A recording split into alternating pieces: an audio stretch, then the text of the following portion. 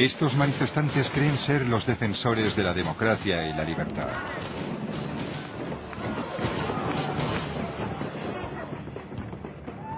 Durante la última década, millones de personas se han unido al movimiento antiglobalización para evitar la propagación del capitalismo global. Todos queremos un mundo mejor, libre de la pobreza y las injusticias, pero con buenas intenciones el mundo no será un lugar mejor. En este documental pretendo explicar por qué creo que el movimiento antiglobalización es ignorante y está peligrosamente equivocado.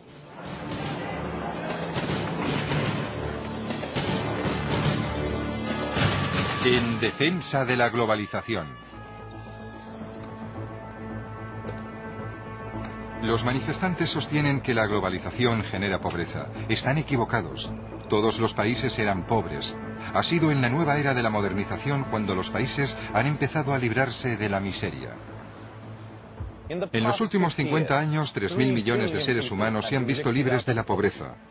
Esto es algo históricamente único. Lejos de hacer que el mundo sea un lugar más pobre e injusto, mis investigaciones como escritor me han convencido de que el capitalismo global podría hacer que todo el mundo fuera tan rico y libre como lo es Europa en la actualidad, si se lo permitimos. De hecho, la pobreza está en declive en aquellos países que se han integrado a la economía global. Hace 150 años, mi país, Suecia, era más pobre que la mayoría de los países africanos en la actualidad. Y esta bahía era poco más que el vertedero de los excrementos y basura de Estocolmo. Pero aceptamos la globalización, y con ello me refiero a la economía de libre mercado, basada en el derecho a iniciar un negocio y comerciar sin restricciones. Y miren nuestro bienestar actual. Voy a iniciar un viaje, primero a Taiwán, para ver cómo la globalización está dando paso a la riqueza y la democracia. Después a Vietnam, para averiguar lo que las multinacionales están haciendo por los países en vías de desarrollo, y finalmente a Kenia, para intentar saber por qué sigue tan desesperadamente pobre. Voy a demostrar que el capitalismo global, lejos de ser una amenaza para la humanidad, es su salvación.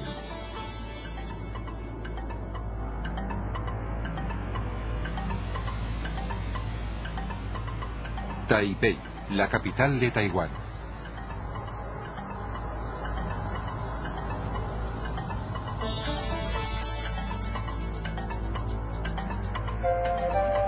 Hace tan solo 30 años, la gente de este pequeño país del este de Asia era más pobre que muchos africanos hoy. La malnutrición estaba ampliamente extendida y carecía de recursos naturales. En la actualidad su pueblo es tan rico como el español.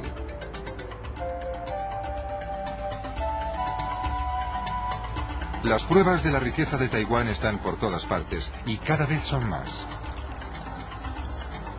A los 10 años de iniciar la modernización, los índices de pobreza de Taiwán se habían reducido en más de la mitad. En la actualidad, la pobreza absoluta es prácticamente inexistente aquí, y los salarios reales son 10 veces más altos que hace 40 años. Este milagro solo pudo ocurrir porque el país aceptó conscientemente el capitalismo global. Pero antes de que un país pueda hacerlo, debe practicar el capitalismo en casa, y el primer paso para ello es la reforma agraria. Si la gente no es dueña de sus tierras, no tiene ningún incentivo para hacerlas más rentables. En la década de los 50, el gobierno taiwanés empezó a comprar tierras a la antigua élite para dársela al pueblo. La productividad se incrementó rápidamente y Taiwán dispuso de provisiones de alimentos, liberando mano de obra para la industria.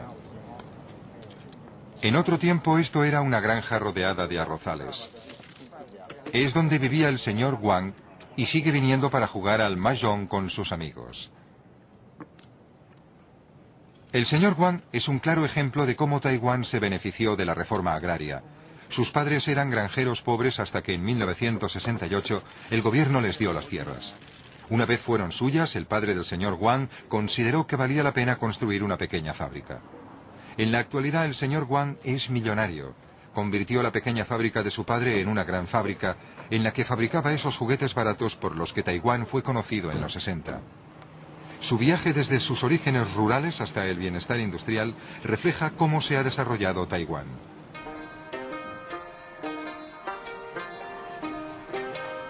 En una casa de té cercana le pregunté al señor Wang cómo empezó todo. con juguetes como las muñecas Barbie, bloques de construcción para niños, artículos de deportes como monopatines, tijeras de acero inoxidable y plástico.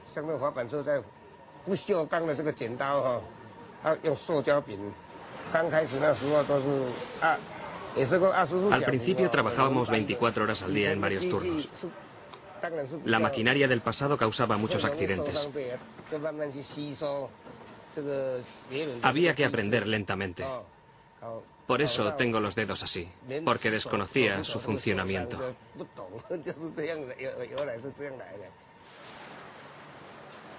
En estas primeras fábricas se explotaba al obrero, pero en esos tiempos todo lo que Taiwán podía ofrecer era mano de obra barata y muchas horas de trabajo. El señor Wang me contó que el fomento del gobierno de la industrialización durante los años 60 animó a sus padres a construir su pequeña fábrica. En esos tiempos, el entonces vicepresidente animaba a la gente a dedicarse a la industria manufacturera diciéndonos: tu casa es una fábrica y tu salón es una fábrica. Originariamente, cultivábamos la tierra. El campo que trabajábamos se lo había dado el gobierno a mi padre. Pero el gobierno se estaba reformando en esa época. Quería alentar a la pequeña y mediana empresa. El gobierno decidió a qué tierra se daría un uso industrial, lo que significaba que allí se podía construir una fábrica. A mi padre le dieron una oportunidad, y como es lógico, aprovechamos la tierra. Y ahora, nuestros hijos, que ya son mayores, y hacen lo mismo.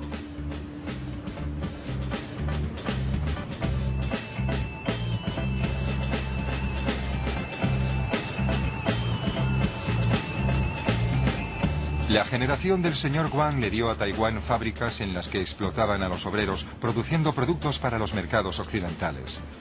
¿Afeaban el paisaje? Sí, pero no se opongan a ello, ya que fueron una etapa transitoria pero crucial en el camino de Taiwán hacia la riqueza. Si el movimiento antiglobalización hubiera existido cuando la industrialización de Taiwán, habrían protestado contra las fábricas y nos habrían dicho que empleábamos mano de obra barata. Sin duda habrían organizado un boicot y tal vez hubieran decidido no comprar productos hechos en Taiwán. Si muchos de ustedes hubiesen decidido lo mismo, Taiwán seguiría sumido en la pobreza.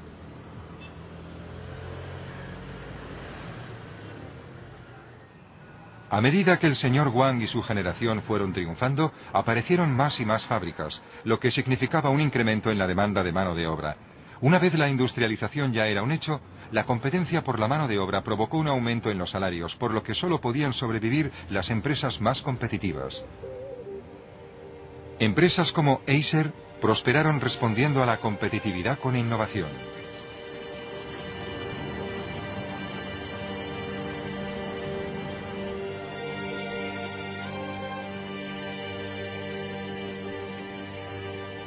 Stan Shi, director general ejecutivo de Acer, es conocido por haber inventado la primera calculadora de sobremesa de Taiwán y el primer bolígrafo reloj del mundo. En la actualidad, Acer es el séptimo proveedor de componentes informáticos del mundo. Esta es la primera máquina que exportamos al mercado internacional hacia 1981. Formamos a unos 3.000 ingenieros en Taiwán basándose en este tipo de máquina. Por ello me siento muy feliz. Esto es genial. Y este es el primer ordenador. A finales del 83 lanzamos uno de los primeros ordenadores compatibles de la región. ¿Y a dónde lo exportaban? A casi todo el mundo. El señor Shi me invitó a acompañarle en sus ejercicios a la hora de comer en el gimnasio de la empresa. Quería saber cuál era, según él, la clave del éxito de Taiwán. ¿Era más fácil iniciar un negocio en Taiwán que en otros países? Sí, creo que sí. A la gente le gusta tener su propio negocio. En la ciudad se cuenta un chiste. De cada 6 personas que vea en la calle, una de ellas es presidente. Si una de cada 6 personas que ves en la calle es propietaria de una empresa, ¿se debe a que hay menos burocracia o restricciones que en otros países? Creo que sí.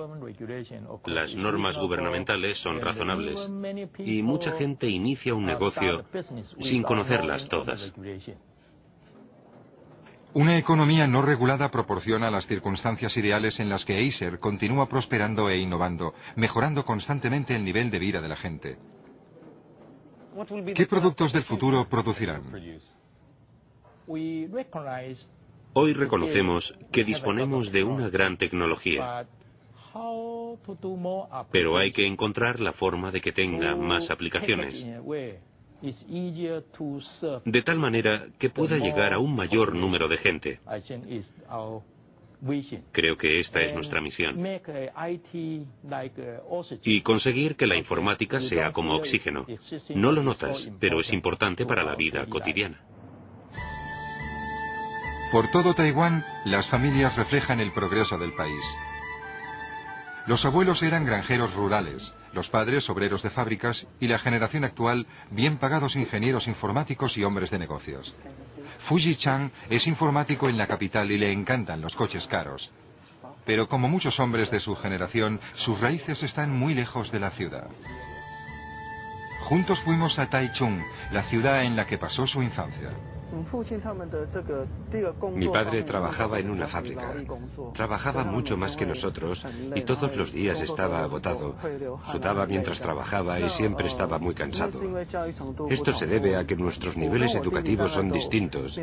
Mi hermano y yo fuimos a la universidad y yo tengo un máster. Nuestro trabajo se desarrolla principalmente en un despacho. Son muy distintos, ya que uno es un trabajo manual y el otro intelectual. Antes éramos muy pobres y ahora somos de clase media y vivimos holgadamente. La mayoría de los hombres de mi generación trabajan en la industria de la alta tecnología. Esto refleja el cambio de Taiwán en los últimos 20 y 30 años. La madre de Fuji sigue trabajando en una fábrica. Pero para su generación fue un paso adelante desde la granja y significaba que los padres podían educar a sus hijos. Una mayor prosperidad también implica un aumento en los beneficios de dicha educación. Mis padres eran agricultores. De joven yo quería estudiar, pero cuando terminé la escuela primaria, mis padres me dijeron que yo era la mayor, por lo que tenía que ganar dinero para la familia. Solía hacer zapatos. Tenía que ganar dinero porque tenía 2 hijos. Fuji y su hermano pequeño tenían que recibir una buena educación. Soy muy feliz con lo que ha conseguido hasta ahora. Es un buen hombre, siempre luchando para mejorar. Es muy bueno conmigo. ¿Cómo podría decirlo? Bien, recientemente se casó y fui a la ciudad de Taipei. Su director general y su adjunto me dijeron que mi hijo era brillante. Sus palabras me hicieron tan feliz que me eché a llorar.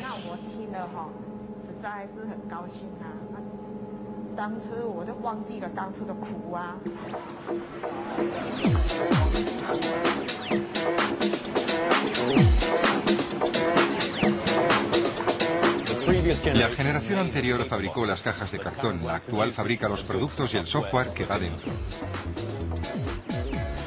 En contraste con los países africanos que intentan ser autosuficientes y producir ellos mismos todo lo que necesitan, Taiwán se ha especializado en los sectores en los que pueden ser superiores e importar el resto.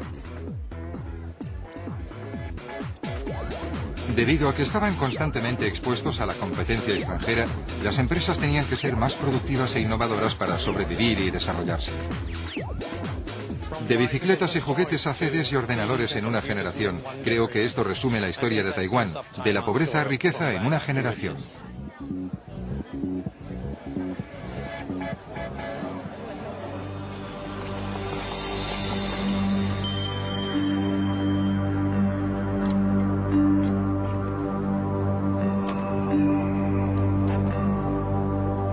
La globalización proporciona riqueza a un país y esa riqueza propicia la aparición de la clase media interesada en la libertad económica y la democracia. Yo creo que la democracia es otro efecto colateral de la globalización. En la actualidad, Taiwán es una democracia como Gran Bretaña. Solo hace 40 años Taiwán era una dictadura bajo el puño de hierro de Chiang Kai-shek.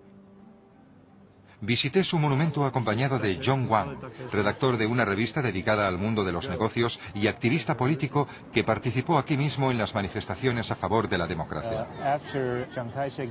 Después de la muerte del presidente Chiang Kai-shek en 1965, creo que Taiwán inició su transformación. En el pasado, en los 60 y los 70, Taiwán dependía en gran manera de la industria basada en la mano de obra barata, pero en los 80 empezamos a fabricar componentes informáticos, neveras, aparatos de aire acondicionado, televisores, productos con un mayor valor añadido. La idea de la clase media empezó a hacerse realidad en los 80. Junto con los movimientos políticos, la clase media quería gozar de mayor libertad, tanto en el campo de la política como en el de la economía. ¿Diría que la globalización y el desarrollo económico ha jugado un papel decisivo en la transición a la democracia? Sí, por supuesto. La globalización y el crecimiento económico que se deriva de ella son las rocas sobre las que se asienta la democracia. No es casualidad que los países más ricos del mundo, como Estados Unidos y las naciones europeas, sean las democracias más estables.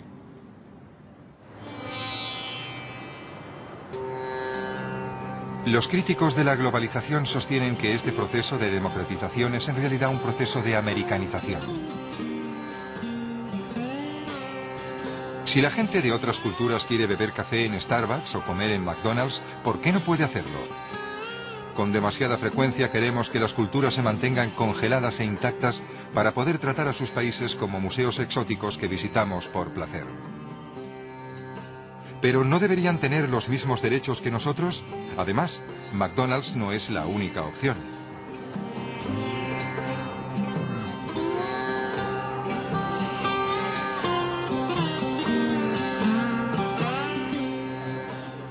Taiwán se enriqueció recompensando a aquellos que tenían las mejores ideas y tecnologías de cualquier parte del mundo. Y sigue haciéndolo. Miren este local, Cha for Tea.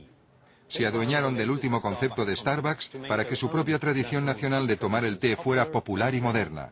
Y su expansión les lleva a abrir nuevas casas de té en Estados Unidos y Japón. La globalización lleva riqueza y libertad a todos, pero el movimiento antiglobalización sostiene que la recompensa solo es para las peligrosamente poderosas multinacionales.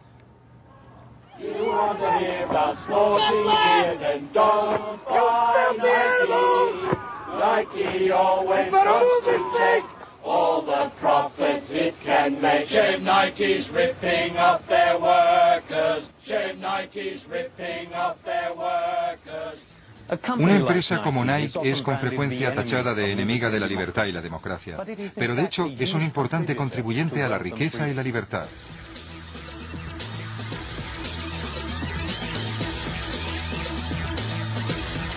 A continuación viajaré a Vietnam para comprobar si Nike hace lo correcto.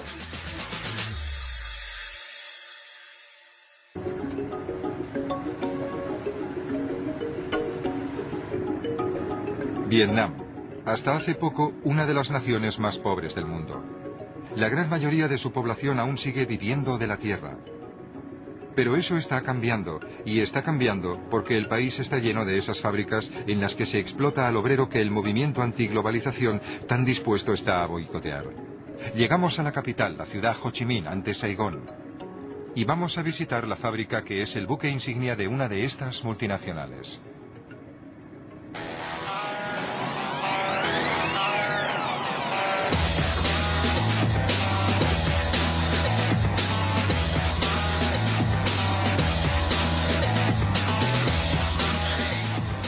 Digan Nike a un militante de la antiglobalización y dirá explotación del obrero. Claro que yo no querría trabajar en una de estas fábricas, pero nunca he dicho que la globalización sea un camino de rosas. Lo que la globalización hace es producir beneficios a largo plazo que los manifestantes siguen ignorando.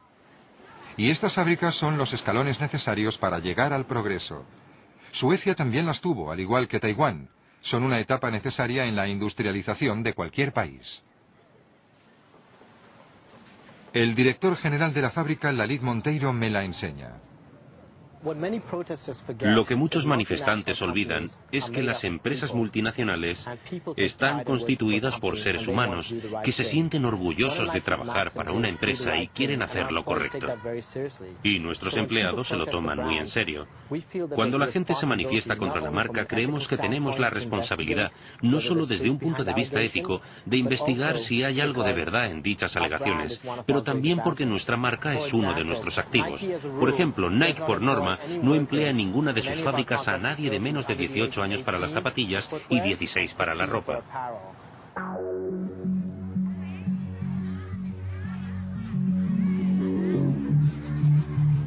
Vietnam prohibió el trabajo de los niños en 1988, pero la economía seguía siendo débil y los padres dependían del trabajo de sus hijos para sobrevivir.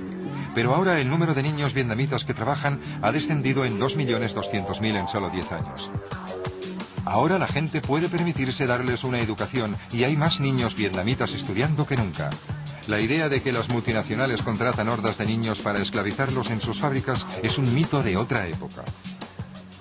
No hay ningún incentivo para que una empresa extranjera contrate a niños. En primer lugar, no sería correcto, y en segundo lugar, si se encuentra un obrero con identificación falsa en una fábrica, exigimos a la fábrica que le pague al niño los estudios sin dejar de abonarle su sueldo. La media de edad de los obreros de las fábricas de las empresas subcontratadas es de unos 24 o 25 años. Supongo que trabajarán aquí por unos salarios muy bajos. ¿No es esa una forma de explotar una mano de obra barata en un país pobre, como dirían muchos de los críticos? El salario medio es de unos 45 euros al mes, comparado con el salario mínimo de 14 o 15 euros al mes en una empresa estatal. Además, si se compara con el sueldo de un médico o un maestro, no son tan bajos. Muchos de estos obreros proceden de una economía basada en la agricultura y tienen la oportunidad de, en vez de trabajar de 10 a 14 horas al día en el campo, trabajar en un ambiente limpio, seguro, que les paga regularmente, en el que disfrutan de comida gratis o subvencionada y donde se invierte para el futuro en formación y educación. Pero Nike no paga más a sus obreros porque sea generosa, sino porque la multinacional trae maquinaria extranjera, nuevas ideas en dirección, un mercado más grande y educación para sus obreros. Estos activos son los que hacen que una multinacional sea tan productiva, con lo que puede pagar unos salarios más altos.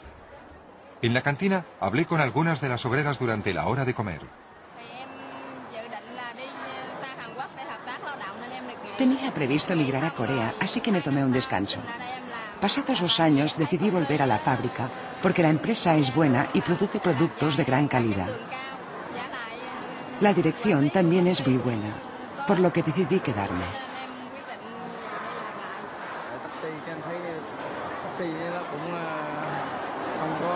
Yo era taxista, pero pasado un tiempo no ganaba mucho. Por ello decidí volver y trabajar aquí. Mi esposa trabaja en el departamento de corte y su salario es más alto que el mío. De hecho, Chi gana 3 veces más que su marido porque ocupa el puesto de encargada. Más tarde fui a visitar a Chi a su casa.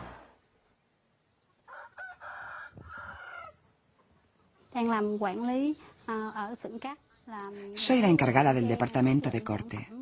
Mi trabajo consiste en supervisar el corte para que se satisfagan los altos niveles de calidad en la fabricación de zapatillas. Y controlo a las obreras, asegurándome que lleguen a la hora. Mi vida ha cambiado porque ya no trabajo en la granja. Desde que entré en la empresa, mi vida es mucho mejor. Antes, en la granja, lo máximo que podía ganar al mes era $500,000 de dong, unos 32 euros. Ahora gano unos 2,25 millones, unos 150 euros, y la vida es mucho mejor. Este es mi dormitorio. Acabo de comprar el televisor. Con unos 150 euros al mes, el sueldo de Chi es unas 5 veces lo que era, y ha empleado el dinero extra en ampliar su vivienda. Intento ahorrar dinero para decorar la casa para que sea más bonita. Le pregunté qué esperanza tenía para el futuro de su hijo. Quiero educar a mi hijo para que sea médico. El movimiento antiglobalización nos pide que boicoteemos a Nike. Si muchos de ustedes lo hicieran, Chi perdería su empleo. Observando a los obreros practicar deporte a la hora de comer, era difícil comprender por qué se inquieta tanto el movimiento antiglobalización.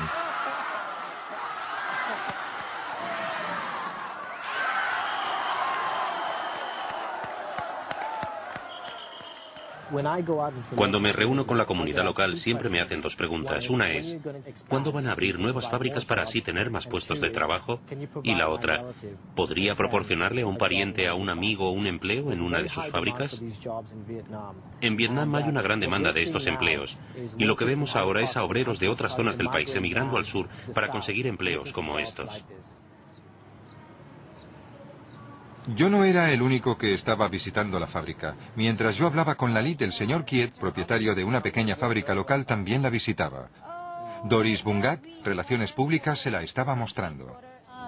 Este es un mini parque. Lo creamos para nuestros obreros. ¿No piensan utilizar el terreno para ampliar la fábrica? No, no. Es para que nuestros obreros se queden y se relajen durante sus descansos. Esto es una forma de expresar nuestra gratitud a nuestros obreros. Entiendo. Otra de las cosas que intentamos hacer es abrir nuestras puertas a los visitantes para que vean por sí mismos lo que hemos estado haciendo. El año pasado las fábricas subcontratadas en Vietnam recibieron unas 1000 visitas. Y entre ellas se incluían estudiantes universitarios, diplomáticos, miembros de organizaciones no gubernamentales y empresarios. Así que viene un amplio abanico de gente a visitar todas nuestras fábricas intentando comprender qué hacemos, aprender de nosotros y entender los desafíos a los que nos enfrentamos como marca global. Señor Kiet, esta es nuestra clase de innovación. Aquí ofrecemos formación laboral para los futuros técnicos medios vietnamitas. ¿Cuánto dura un curso? Un curso dura 3 meses. Entiendo. Sí, 3 meses.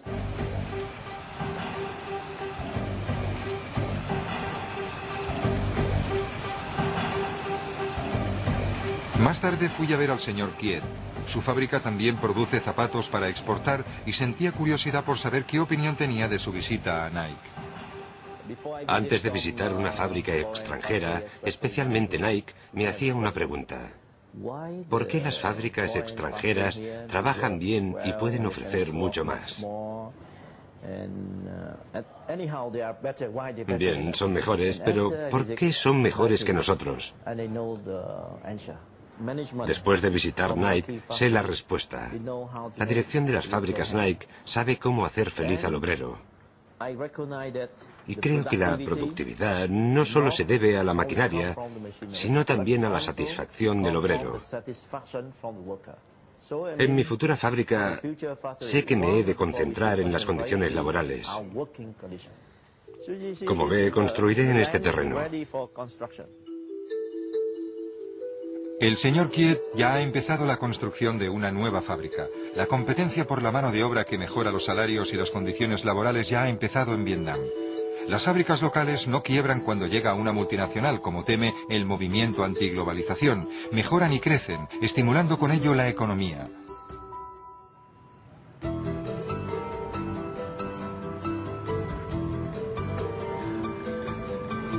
Y Nike beneficia a la comunidad de muchas otras formas. Hace tan solo un par de años no había nada en la carretera que rodea la fábrica Nike.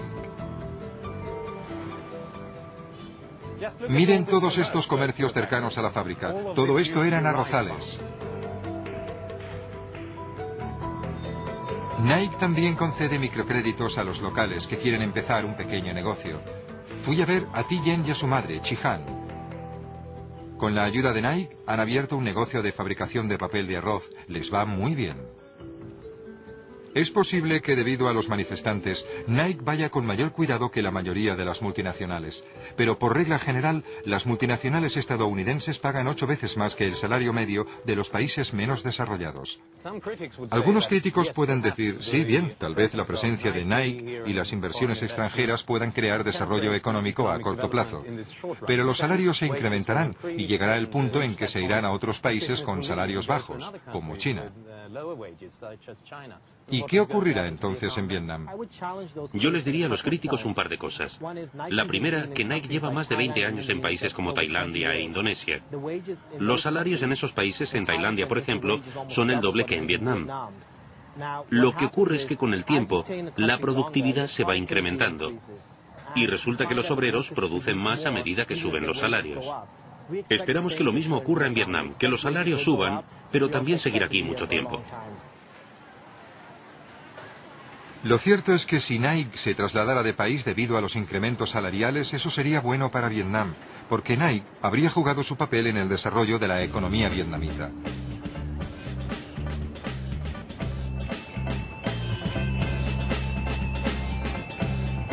El movimiento antiglobalización tiene visiones espeluznantes de vastas multinacionales gobernando el mundo a despecho de lo que la gente piense o quiera. Pero lo grande es hermoso. Lo que debemos temer no es al tamaño, sino al monopolio. Lo que ocurre en la era de la globalización es que las multinacionales tienen menos poder porque el libre comercio significa que no pueden actuar en connivencia con el gobierno, deben exponerse a la competencia. En la actualidad, los consumidores controlan a las corporaciones.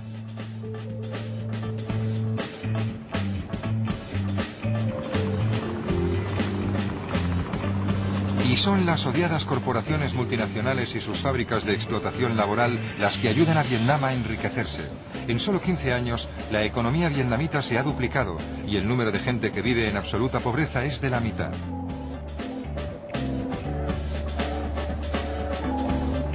De hecho, la pobreza se enquista precisamente en los países que no aceptan la globalización, como la mayoría de los países africanos. A continuación, iré a Kenia para mostrarles la razón. Kenia, en el este de África. Hace tan solo 50 años, Taiwán era tan pobre como Kenia, pero ahora los taiwaneses son 20 veces más ricos, mientras que 1 de cada 3 personas de aquí lo hace en la más absoluta pobreza. La gente aquí es pobre porque Kenia cerró sus puertas a la globalización. Más de la mitad de la población de Kenia trabaja en el campo. La mayoría de los granjeros siguen siendo pobres porque el gobierno keniano nunca les ha dado los derechos de propiedad.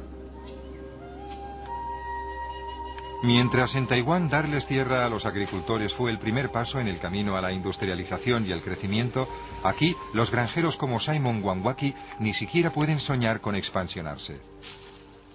Simon ni siquiera puede construir en sus tierras y además sería inútil efectuar la inversión ya que al no ser el propietario no podría recoger los beneficios. Esta tierra sigue siendo del gobierno. Yo la cultivo durante un corto periodo de tiempo. A pesar de que la cultives tú, sigue siendo del gobierno. Así que seguimos igual. Luchamos para sobrevivir hoy y mañana. ¿Nunca tendrá los derechos de propiedad? Nunca consigues los derechos de propiedad, nunca. ¿Cómo cree que cambiaría la agricultura en Kenia si todos tuvieran derechos de propiedad? Si nos permitieran hacerlo, Kenia sería un país muy próspero. Pero Kenia no es un país próspero, obstaculizado por la propia burocracia y por las restricciones a las exportaciones. Kibera es un suburbio de chabolas pegado a la capital, Nairobi.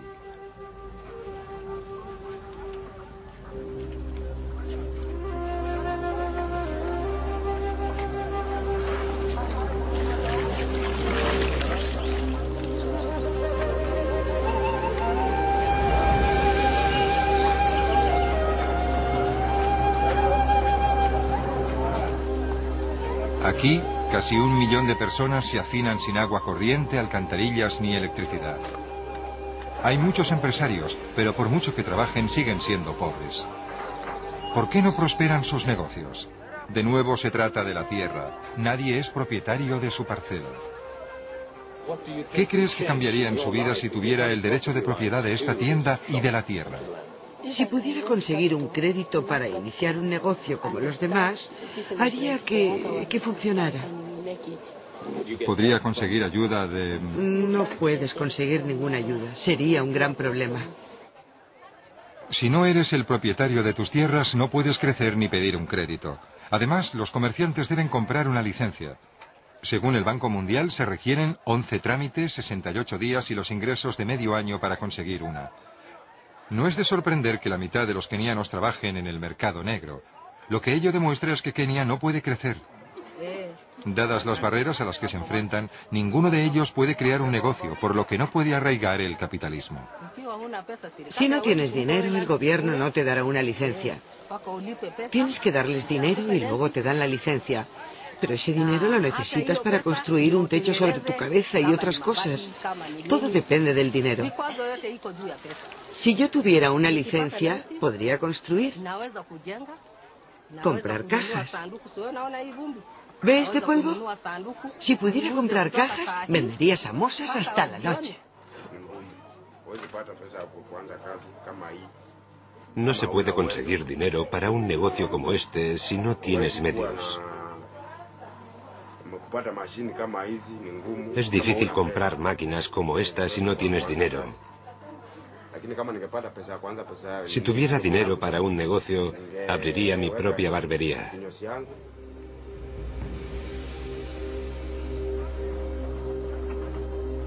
¿El problema es la falta de acceso a agua potable? No. ¿Es el hambre? No. ¿Lo es la pereza? Por supuesto que no. No, lo es la pobreza debido a la falta de crecimiento, de reformas. Todos los demás son síntomas de lo mismo. De hecho, incluso los mayores horrores, hambruna y guerra, tienen causas políticas. Ninguna democracia se ha visto asolada por la hambruna, ni dos democracias se han enfrentado en una guerra. África se ha visto sometida al socialismo, las leyes de las bandas y el proteccionismo. África no ha sido globalizada, ha sido marginada.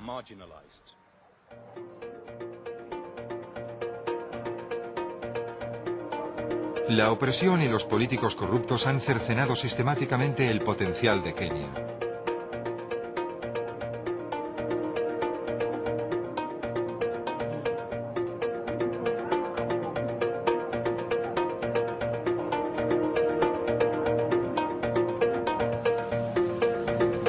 Pero hay señales de cambio.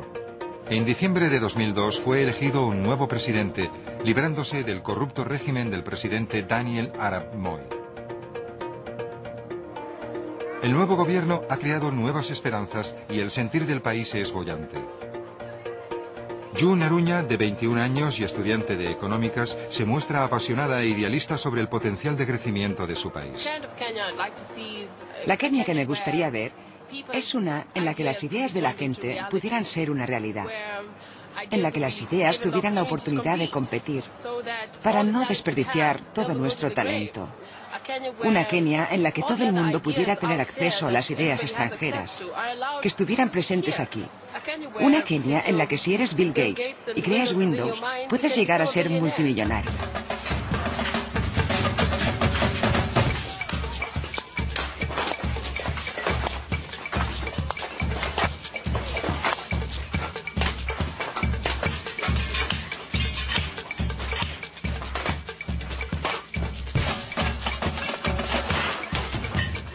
Este es un mercado al aire libre en las afueras de Nairobi, conocido como Jua Kali, que en Swahili significa bajo el feroz sol. Toda clase de productos, desde ollas y sartenes hasta tapacubos, baúles y juguetes, son fabricados con chatarra. Es evidente que la gente tiene tanto talento, está tan motivada y es tan trabajadora como los taiwaneses o los vietnamitas. Pero, ¿qué multinacional querría montar un negocio y contratar a esta gente en un ambiente empresarial tan hostil? Estos negocios están condenados a seguir siendo ilegales y a pequeña escala. Por ahora, el sueño de June de Kenia sigue siendo una utopía.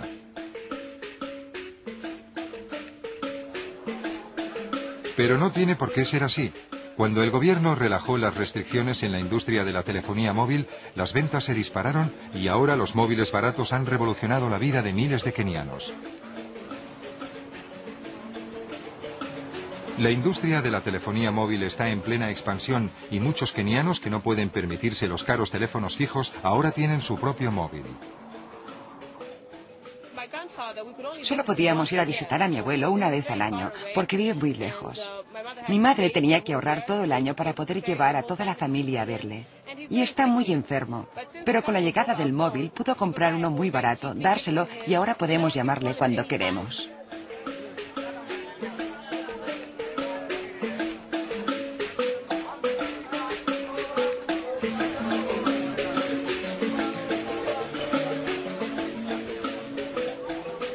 Jun me llevó a un vasto mercado de ropa de segunda mano en Nairobi.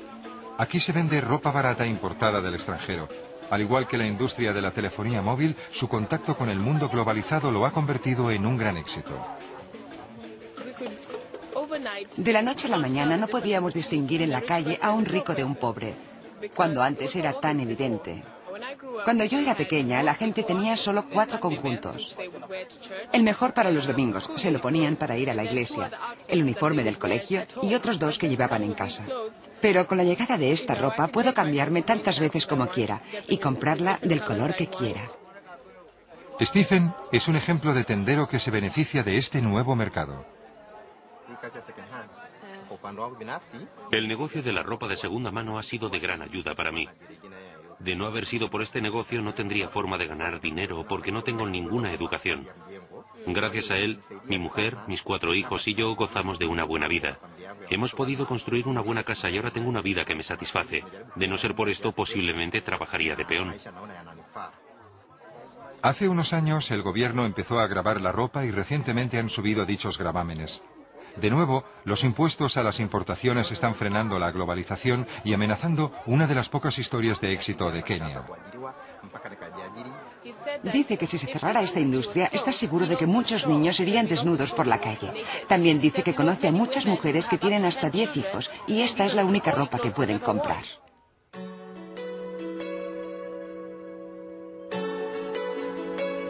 Aún en el caso de que Kenia se deshiciera de todas sus restricciones, seguiría existiendo una gran barrera a la prosperidad que la globalización podría proporcionarle. Los países ricos han impuesto elevados impuestos a casi todos los productos agrícolas que Kenia podría exportarles, con la excepción de algunas verduras y flores. En el caso de las flores, la Unión Europea acordó mantener bajos los gravámenes a la importación de flores de Kenia. El resultado, Kenia se ha convertido en el primer exportador de flores cortadas a Europa.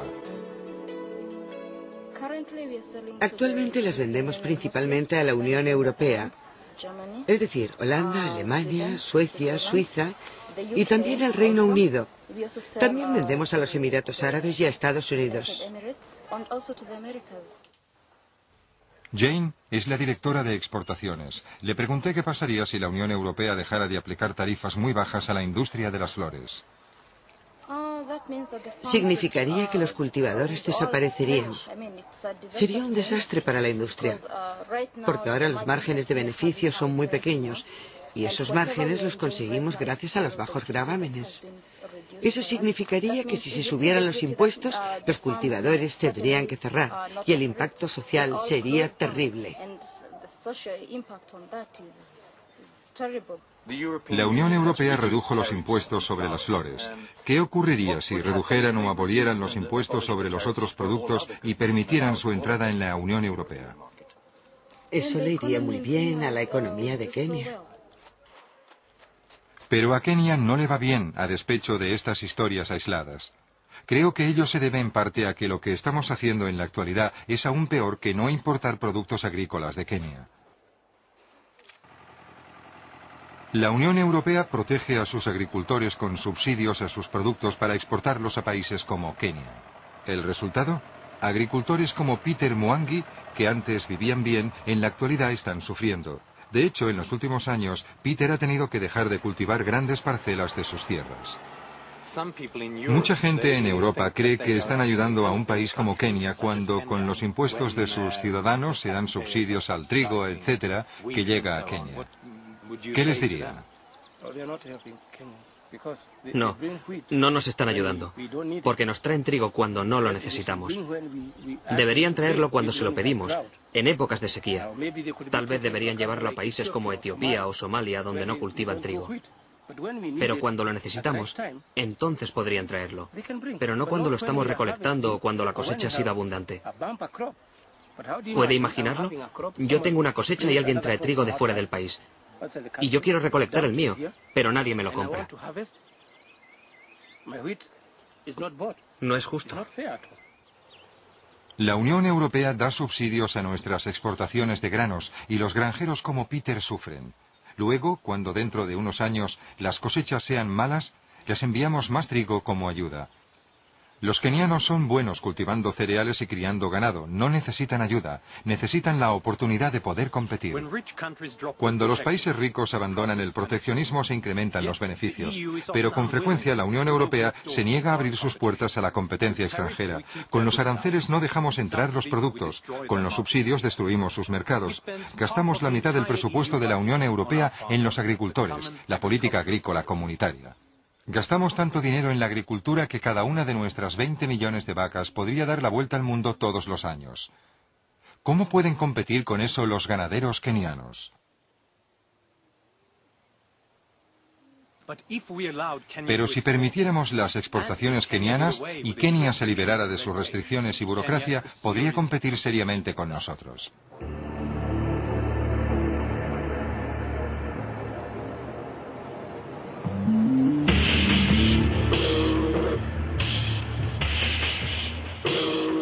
No es que en Occidente intentemos engañar a los países pobres con el capitalismo global. El problema es que no los dejamos participar de él.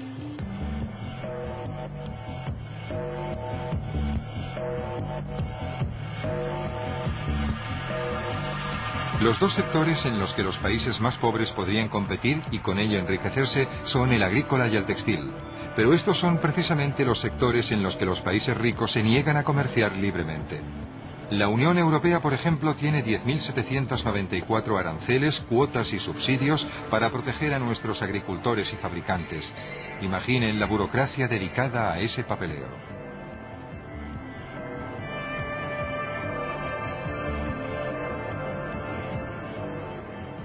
Hace tiempo nosotros nos libramos de la pobreza porque nos globalizamos. Producíamos y comerciábamos libremente. Ahora que ya somos ricos, les negamos esas mismas oportunidades a los países pobres. Si suspendiéramos nuestros subsidios y aranceles, podríamos reducir la pobreza de África. Naciones Unidas ha calculado que si lo hiciéramos, los países en vías de desarrollo podrían obtener unos beneficios de 665.000 millones de euros al año solo con las exportaciones.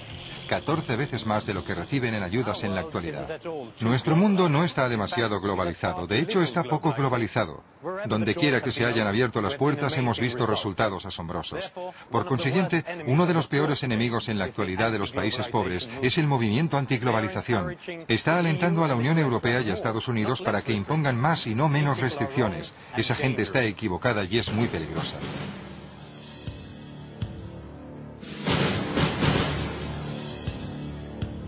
En la actualidad, los países más ricos del mundo intentan llegar a un acuerdo para reducir el proteccionismo. Si esto ocurriera, sería más fácil para los países pobres comerciar y así abrirse camino hacia la prosperidad. Pero el movimiento antiglobalización, por muy buenas que sean sus intenciones, ha dado a nuestros gobiernos una excusa para no seguir adelante con las reformas. Hoy, todos tenemos que tomar una decisión. ¿Exigimos a nuestros gobiernos que tomen medidas contra la globalización o nos manifestamos contra las barreras a la globalización que aún siguen existiendo? La pobreza del mundo no es inevitable. El capitalismo global podría poner fin a dicha pobreza. Así lo ha demostrado donde ha tenido oportunidad, en Europa, en Norteamérica y en el este de Asia. El tema a debatir en cuanto a la globalización es si los excluidos del mundo van a tener la misma oportunidad.